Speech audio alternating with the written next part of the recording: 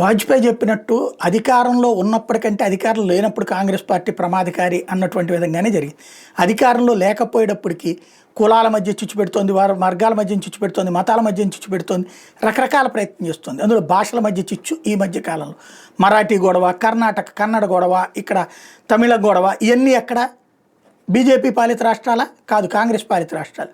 Even తెలంగాణలో ఏం తీసుకొస్తున్నారు, మళ్ళీ ఆంధ్ర తెలంగాణ వివాదాన్ని తీసుకొస్తున్నారు. అంటే విభజించు పాలించు అనేటటువంటి నినాదాన్ని కాంగ్రెస్ పార్టీ ఎప్పుడూ తెర మీదకి తీసుకొస్తుంది. ఇప్పుడు ఏ స్టాలిన్ అయితే వాళ్ళ ట్రాప్లో లేదా వాళ్ళ కోసం పనిచేస్తున్నాడో ఆ తమిళ భాషకి వాడేటటువంటి వాళ్ళు టోటల్గా చూసుకుంటే 2025లో ఇండియాలో 78 మిలియన్ల మంది ఉన్నారు.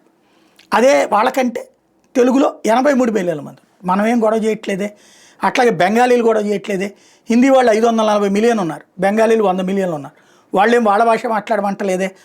అదే మరాఠీ ఇప్పుడు మాట్లాడుతున్నారు 85 మిలియన్స్, అందరూ అంటలేదే. అలాగే గుజరాతీ 60 మిలియన్, ఉర్దూ 55 మిలియన్, కన్నడ 48 మిలియనే. ఇక్కడ 48 మిలియన్లు మాట్లాడే కన్నడ వాళ్ళు, 78 మిలియన్లు మాట్లాడేటువంటి తమిళ వాళ్ళు, అట్లాగే 85 మిలియన్లు మాట్లాడే మరాఠీ వాళ్ళు, మిగతా వాళ్ళందరినీ వాళ్ళ భాష మాట్లాడకుండా వీళ్ళ భాష మాట్లాడమంటారు. ఇది ఇక్కడ విచిత్రమైంది. మలయాళం మాట్లాడేవాళ్ళు 35 మిలియన్, పంజాబీ వాళ్ళు పంజాబీ భాష మాట్లాడేవాళ్ళు 34 మిలియన్. అంటే ఓవరాల్గా తమిళనాడు డ్రామానే INDA కూటమి ఆరంభం, అది ఇప్పుడు దేశవ్యాప్తంగా కథ నడుపుతుంది.